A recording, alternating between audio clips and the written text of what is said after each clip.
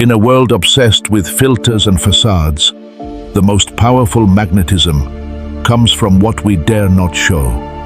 What if the key to becoming truly unforgettable isn't found in perfection, but in the courage to be unapologetically real? Carl Jung, the master of the human psyche, revealed a profound truth. We don't desire what appears flawless. We are drawn to what feels authentic.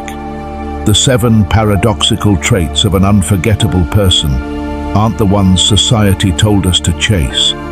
They're the ones we've been taught to hide, suppress, or silence. But here's the twist. What you've been hiding might be exactly what makes you unforgettable. We spend so much time polishing the outside, our appearance, our words, our image, while the real power is buried underneath. That quiet strength, that unshakable calm, that ability to be fully present without performing. It's not about being the loudest in the room. It's about being the one people feel even after you've left. And the Stoics knew this. Marcus Aurelius didn't speak to impress. He spoke to understand himself. Epictetus didn't chase attention. He mastered his inner world. And that's the real flex today. Owning your truth so fully that you stop needing anyone's permission to be powerful. So, if you've ever felt like you're too much or not enough, like people overlook you no matter how much you give, this video is going to flip the narrative. We're diving into 7 secrets that make someone unforgettable, not by strategy, not by charm, but by becoming so rooted in who you are that no one can replace your presence. And if this kind of content speaks to something real in you, if it challenges you or brings you peace, then there's one simple free favor I'll ask. Just tap that subscribe button. That's how we keep growing this space together, with truth, with depth, and with no filters. Let's get into it. Secret 1. Don't be a filtered version of yourself. Let's be honest. Most of us are performing without even realizing it. Not on stage, not in front of an audience, but every day, just trying to keep up. We edit our emotions like we edit our photos.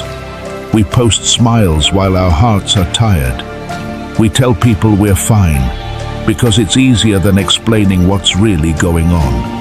It's become second nature. But here's the problem. When you perform too long, you start to forget who you actually are underneath the act. You trade authenticity for approval, and after a while, the approval stops feeling like enough.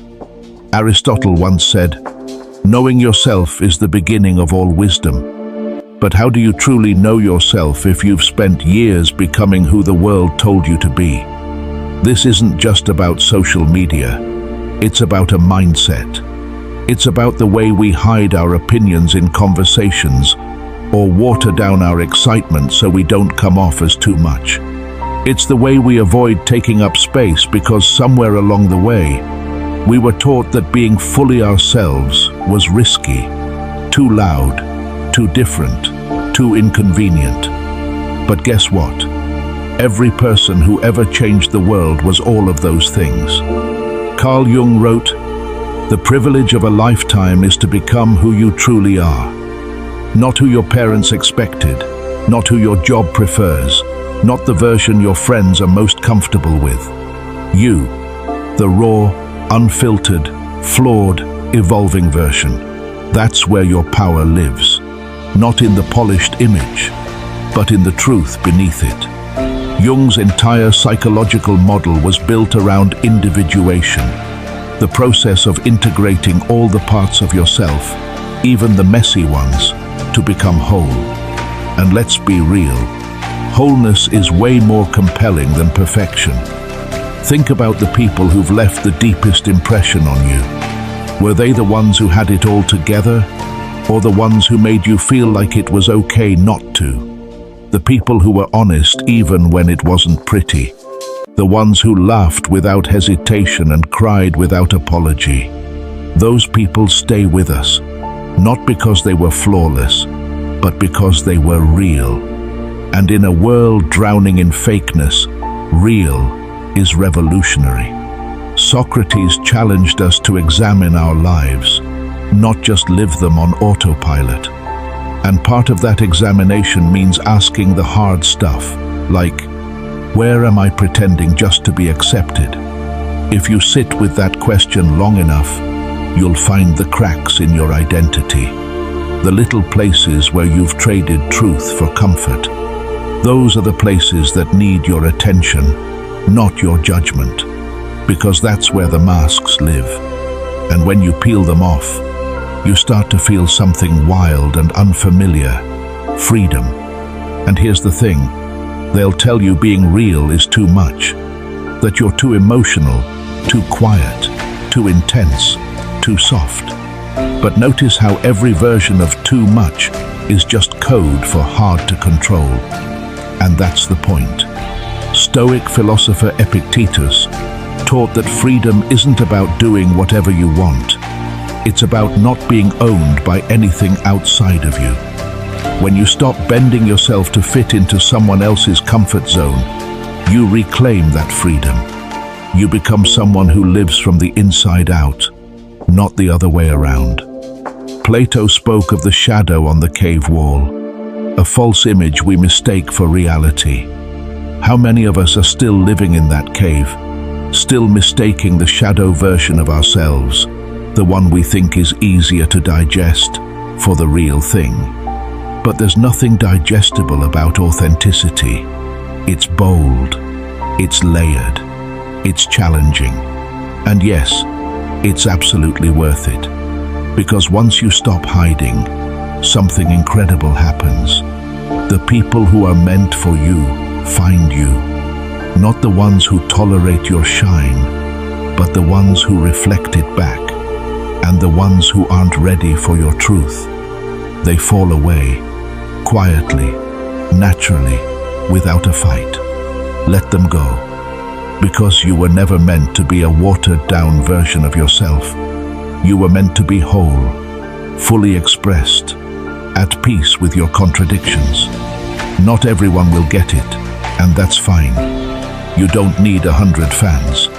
You need a handful of people who see you, really see you, and love you because of it, not in spite of it. So the next time you find yourself playing it safe, putting on a mask to make someone else feel comfortable, pause.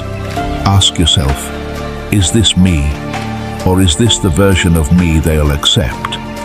That one question can change everything, because self-respect doesn't start with boundaries. It starts with honesty. And the most important honesty is the kind you owe yourself. In the end, we're not remembered for being liked by everyone. We're remembered for being real with the few who mattered. Let your presence be something they feel, not just something they see. Let your authenticity speak louder than your appearance. And let your truth be the thing that makes you unforgettable. Secret 2. Grow without losing yourself. Growth is one of those things we all say we want, but not everyone understands what it really looks like. Because real growth isn't just reading more books or hitting a new milestone. It's letting go of old versions of yourself without losing your soul in the process. It's choosing to evolve, not because you're chasing approval, but because you're aligning more and more with your true self. And let's be honest, some people confuse growth with performance. They shapeshift to fit in, not to level up. But fitting in has never been the same as belonging. One changes your outfit, the other changes your life. Plato once said, "The first and greatest victory is to conquer yourself." That's the heart of real transformation. It's not about impressing others with how much you've changed. It's about looking in the mirror and knowing that every step forward is something you chose, not something you were pressured into, not a survival tactic, not a mask, but a decision. A deep, quiet, grounded decision to become better, not for them, but for you. The Stoics had this figured out long ago. Marcus Aurelius reminded himself daily, waste no more time arguing what a good person should be. Be one. Simple directive. No performance, just embodiment. Growth for the Stoics wasn't about achievements. It was about character. It was about becoming someone whose inner world wasn't ruled by outside noise. So while everyone else was out chasing popularity or pretending to have it all together, the Stoics were focused on the inner work, the quiet power, the stuff that lasts. And here's the thing, evolving doesn't mean abandoning who you are. It means refining who you are. You don't throw away your essence, you expand it. You upgrade it like a phone that still looks like yours, still functions like yours, but now runs faster, smoother, smarter. That's how your identity works too. You're not becoming someone new. You're removing the glitches, cleaning up the programming, and unlocking features you didn't even know were there. The truth is, you've always had the potential. Growth just brings it online. Carl Jung talked about individuation, the process of becoming whole. And part of that journey is shedding the parts of you that were built on fear, on pleasing others, on avoiding discomfort. Not everything you picked up along the way was meant to stay. Some beliefs, some habits, some identities, they were survival tools, and they served their purpose. But now they're keeping you small.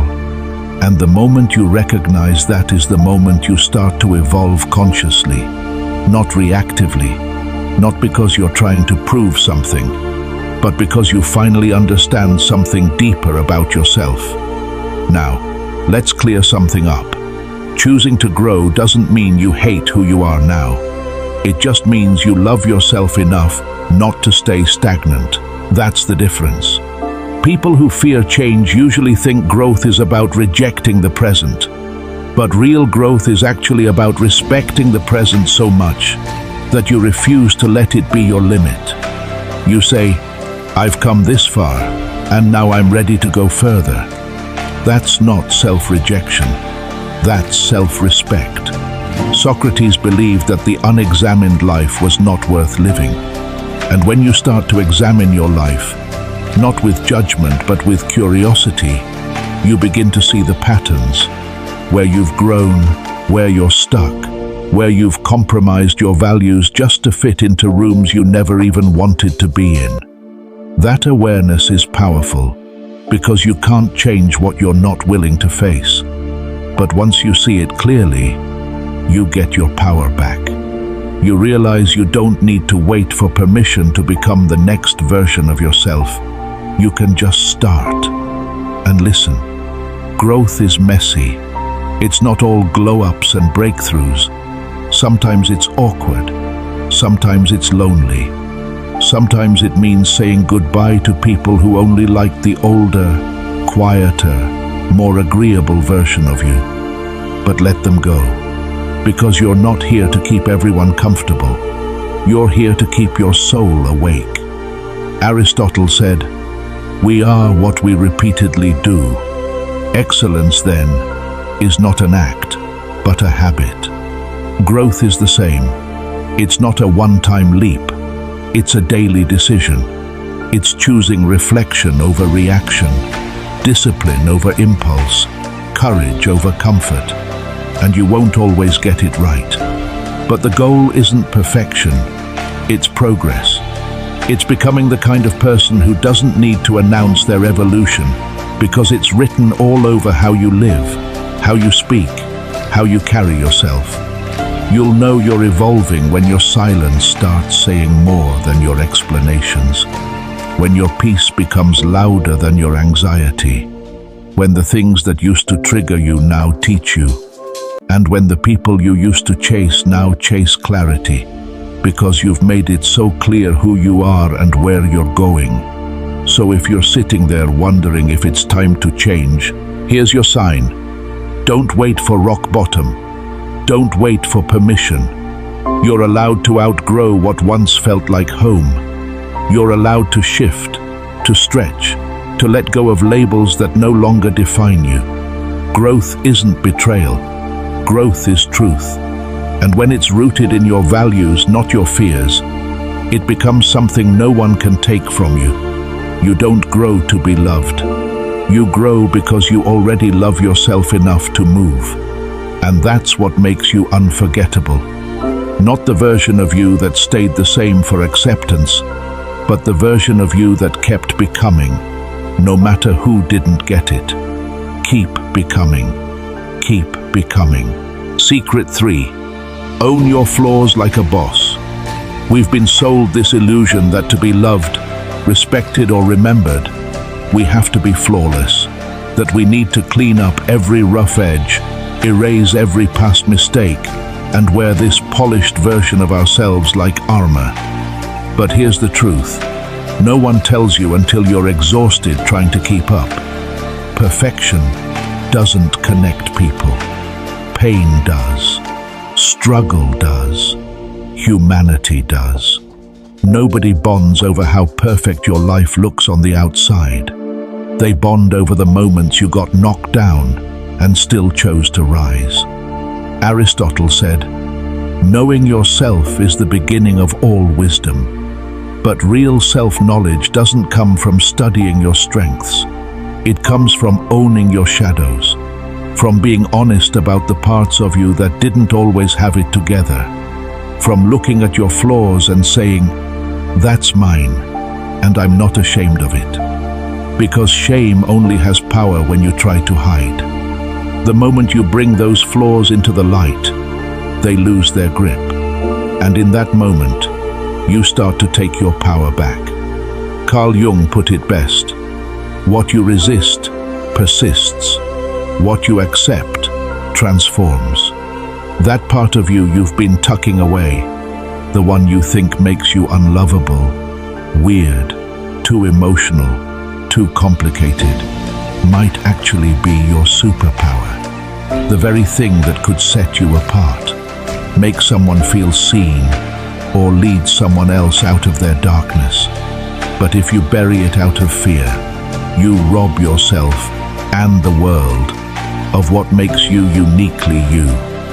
We've all got scars, emotional ones, mental ones, maybe even physical ones. And society's been trying to sell us cover-up for years. Cover up your pain, your past, your sensitivity, your story. But those scars, they're not signs of weakness. They're proof you healed. They're proof you felt deeply, fought through and didn't give up. That resilience, that bounce back, that's what makes you magnetic. People don't remember the person who never cracked. They remember the one who cracked, but didn't collapse. Let's bring in the Stoics for a second. Epictetus taught that it's not what happens to you, but how you respond that matters. So your mistakes, your failures, they're not who you are, but your response to them, that's your character, that's your identity, that's your story. And stories, by the way, don't move people when everything goes right. They move people when the protagonist faces the fire and keeps going anyway. Socrates said, "Be as you wish to seem." Not perfect, not pristine, just real. Because people aren't looking for idols. They're looking for proof that being human doesn't make them broken. And when you show up, flaws and all, you become a mirror. One that reflects back to others what's possible when you stop trying to be untouchable and start being honest. Now, think about this. What's one thing you've been hiding because you thought it made you less? One chapter in your story you've been scared to share because you worried it would make people look at you differently. What if, instead of making you weak, that part of your story actually makes you unforgettable? What if the thing you've been ashamed of is actually the exact thing someone else needs to hear to feel less alone? Plato believed that truth was not just something external, but something deeply internal. And what greater truth is there than to say, Yes, I've struggled. Yes, I've failed. And yes, I'm still here.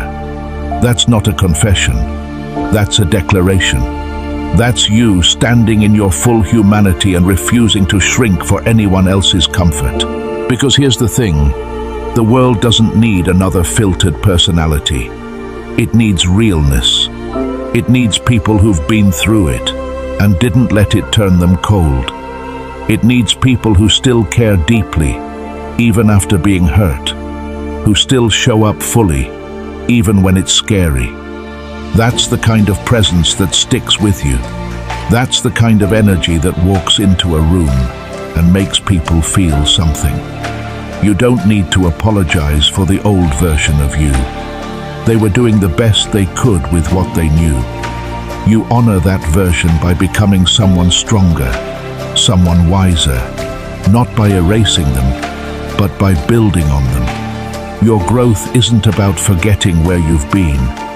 It's about owning it so fully that no one can use it against you. So if you've got flaws, welcome to the club. You're not broken, you're just real. And real people don't need to be perfect.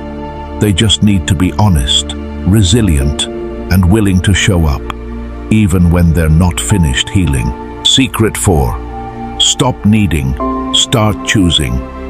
There's this quiet desperation so many of us carry without even realizing it. The craving to be picked, to be seen, to be validated. It starts young, right? We're trained to raise our hands and wait to be called on, to play nice, be agreeable, and hope someone notices us. But what no one tells you is this: the more you try to be chosen, the less you feel like you belong. Because being chosen puts all the power in someone else's hands. It says, I need you to see my worth before I can believe in it myself. And that's not power. That's permission-seeking dressed as love. But here's the shift that flips your whole reality. Stop waiting to be picked. Start deciding who earns access. That one change, it's not small, it's revolutionary. Because now, instead of shrinking to fit into someone else's world, you're standing tall in your own and asking, does this person deserve to be here? Not from arrogance, but from alignment. The Stoic philosopher Seneca said, as long as you live, keep learning how to live. And part of learning how to live is learning how not to beg for belonging. You weren't put here to audition for connection. You're not a product trying to earn a sale. You're a human being, full, flawed, growing. And the people who are meant for you, they won't need convincing. They'll feel your energy and recognize it not just as valuable, but as rare. Carl Jung believed that people project their unmet needs and shadows onto others. So if someone makes you feel like you have to prove yourself to be worthy of love, maybe what they're really showing you is their own emptiness, their inability to see worth without performance. But that's their lesson, not yours to internalize.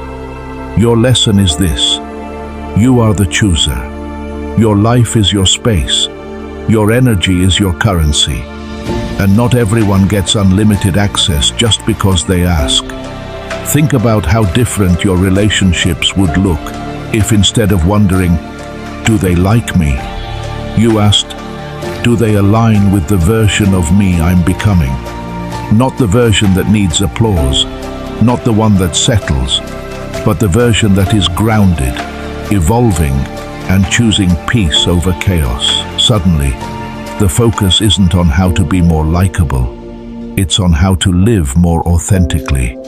And when you live from that place, something wild happens. People start respecting you, not for what you do for them, but for how you hold yourself. Plato once said, the measure of a man is what he does with power.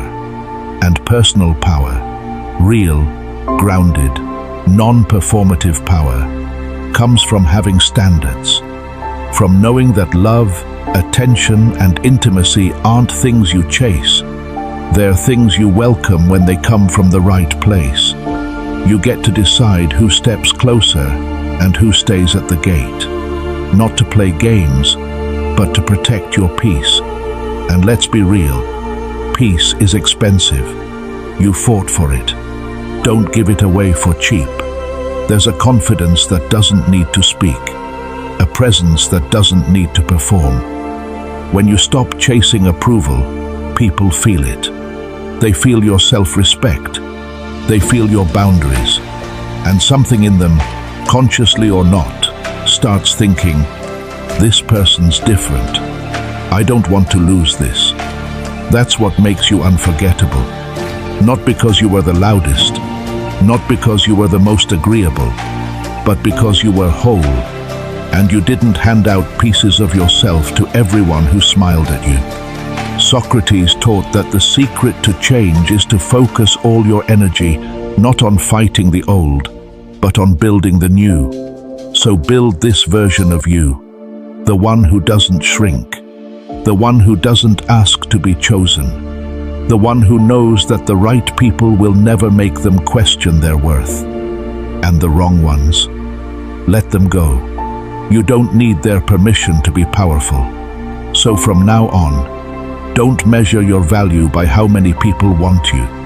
Measure it by how true you are to yourself. Because when you show up with that kind of energy, that kind of intentionality, people feel it. And more importantly, you feel it. You walk different. You choose better. You no longer need to be chosen. You already are, by you. And that's what changes everything. Secret 5. Be intense without apology. There's this unspoken rule floating around. Don't feel too much. Don't speak too passionately. Don't care too deeply. Be chill. Be easy. Be low maintenance. But let's tell the truth. None of that creates real connection. It creates distance. It creates performance. It turns you into a muted version of yourself. And if you've ever been told you're too much, too emotional, too sensitive, too intense, I want you to hear this loud and clear. That's not a flaw. That's a gift. You feel deeply because you care. You express intensely because you're alive. You're not too much. You're just not easy to ignore. Carl Jung believed that the emotional world was not something to repress, but something to integrate. He said, there is no coming to consciousness without pain. That intensity you carry, it's not there to break you. It's there to wake you. It's the part of you that won't allow life to stay surface level. And yes, it may make some people uncomfortable, but that's not your problem to fix. That discomfort usually says more about their emotional limitations than your emotional intelligence. And let's talk about intelligence for a second. Emotional depth is not weakness, it's wisdom. Aristotle spoke of the virtue of moderation, but he didn't mean suppressing your nature. He meant mastering it, directing it, feeling without drowning, loving without losing yourself. That's the difference between chaos and courage. And make no mistake, your ability to feel deeply is courageous. Because in a world where most people numb out, scroll endlessly, or build walls, you show up with your heart still open. That's not too much. That's rare. Why do people call you too much? Because intensity can't be controlled. It demands presence. It asks questions. It feels everything. And that level of honesty scares those who are hiding behind masks. Your passion makes them question their apathy. Your tears make them face their numbness. Your truth makes them uncomfortable with their lies. So rather than do the work to meet you where you are, they label you as too intense, too emotional, too complicated. But that's not truth. That's projection. The Stoics, yes, even the masters of self-discipline, never told us to deny emotion. They told us to understand it. Marcus Aurelius wrote, "You have power over your mind, not outside events. Realize this, and you will find strength. That includes your emotional life. You don't need to tone yourself down. You just need to direct your fire, channel your passion, let your emotions inform you, not rule you. That's strength. That's emotional maturity. That's what sets you apart." Socrates once said, "To know thyself is the beginning of wisdom." And knowing yourself means knowing how deeply you feel and not making yourself wrong for it. It means honoring the fact that your sensitivity isn't weakness, it's awareness. It's your radar for truth. It's the reason you walk into a room and feel what no one is saying. It's why your intuition is so strong, why your connections go deeper, and why the people who truly know you feel seen in a way they've never felt before. So no, you're not too much. You're just unwilling to live small. You're unwilling to fake indifference. You're unwilling to detach from the things that matter to you. That doesn't make you difficult. That makes you authentic. And in a world that teaches people to shut down, you're choosing to stay open.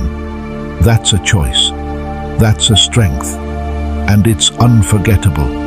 So the next time someone tells you you're too much, smile, look them in the eye and say, "Then go find less." Because you're not shrinking to fit inside someone else's comfort zone. You're expanding into your full emotional power. And the people who are meant for you, they'll never ask you to shrink. They'll rise to meet you. They'll match your depth. They'll celebrate your passion, not flinch from it. Because people who feel deeply love deeply. And people who love deeply, they change lives.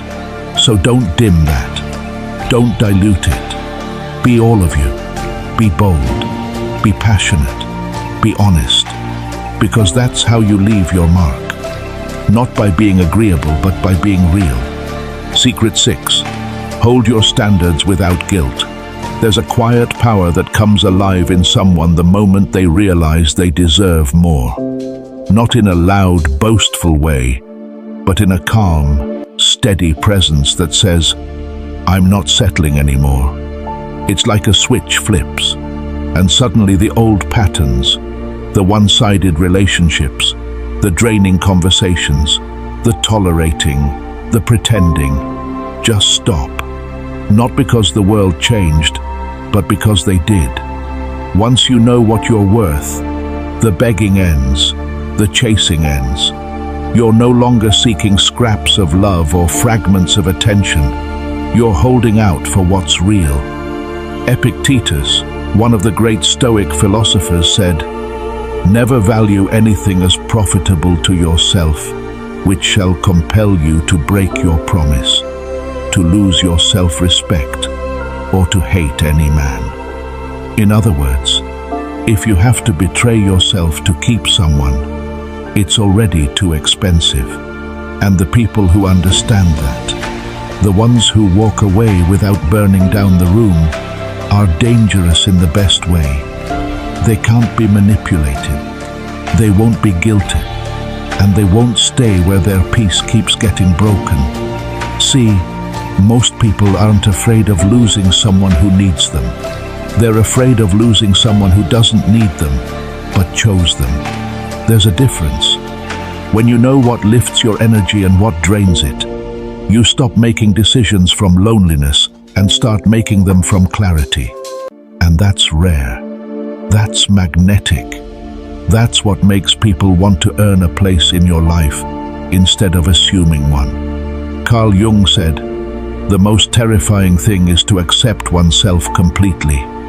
But the truth is, once you do, you stop asking others to do it for you.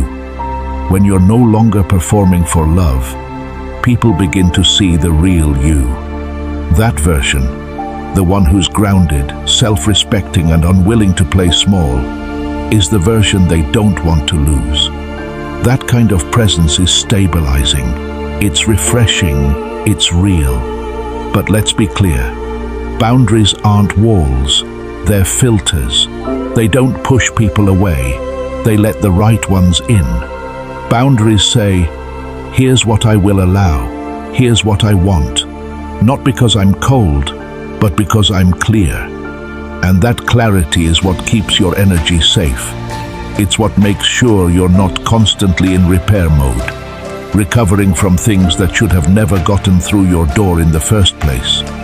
Socrates taught that the secret of change is to focus all of your energy not on fighting the old, but on building the new.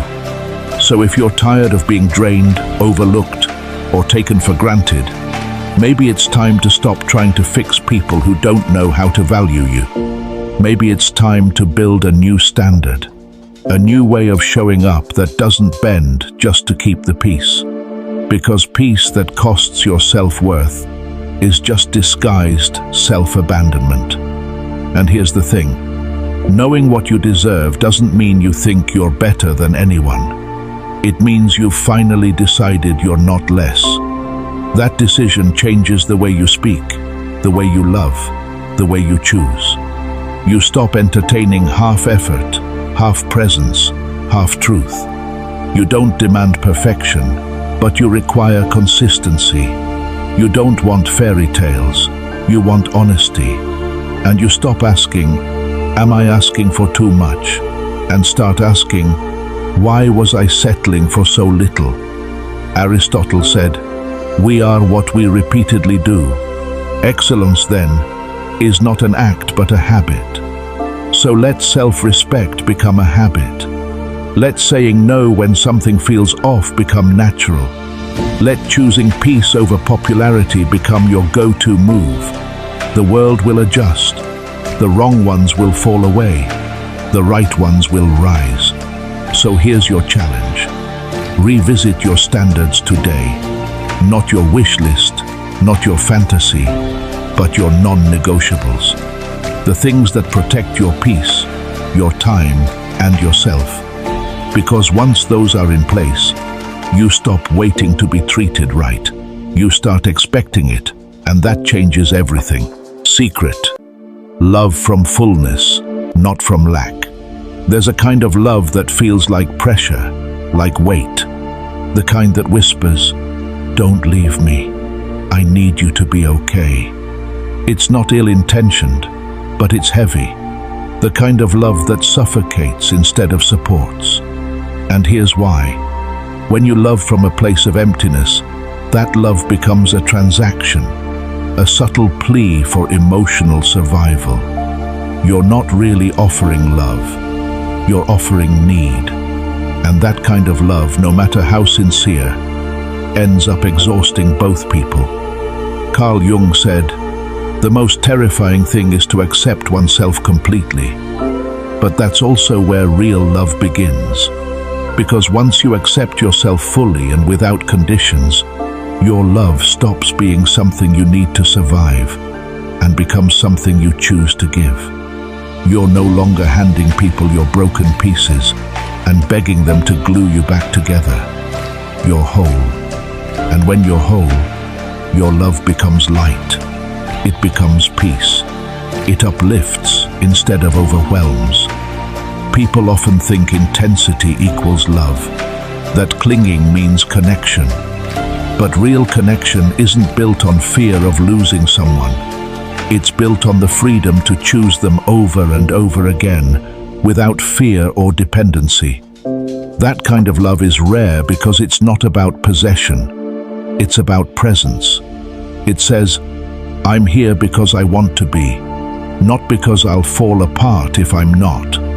The Stoics taught that our peace should never be at the mercy of things we cannot control. Epictetus reminded us that only the educated are free, in this case, emotionally educated, free from the need to be validated to feel worthy, free from giving love just to receive it back. When you've done the inner work, when you've filled your own cup, you don't chase love anymore. You radiate it. And radiance is unforgettable. Think about it. When someone walks into a room with calm confidence, with joy that doesn't rely on others, you feel it. It's magnetic. It's grounding.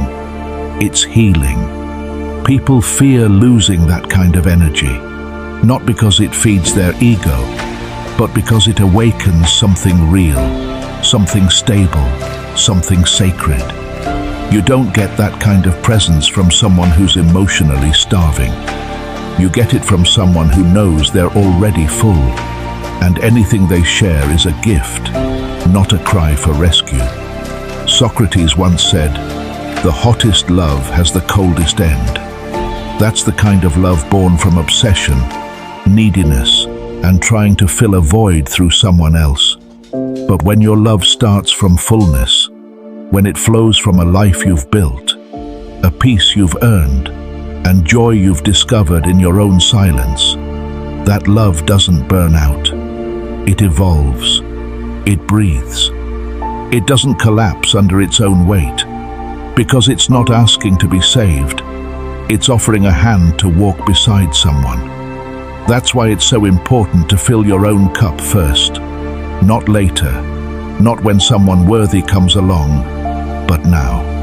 Because if your cup is empty, you'll drain every connection trying to quench a thirst only you can satisfy. But if your cup is full, if you've spent time healing, loving yourself, and building your sense of worth, you'll give from your overflow. And the people who deserve to be close to you won't try to drink from your source. They'll be nourished by the abundance, and they'll honor it. Aristotle believed that the highest form of love, philia, was not romantic, but virtuous friendship, a bond between people who seek the good in each other and in themselves. That kind of love doesn't cling or control. It strengthens both people to become more of who they truly are.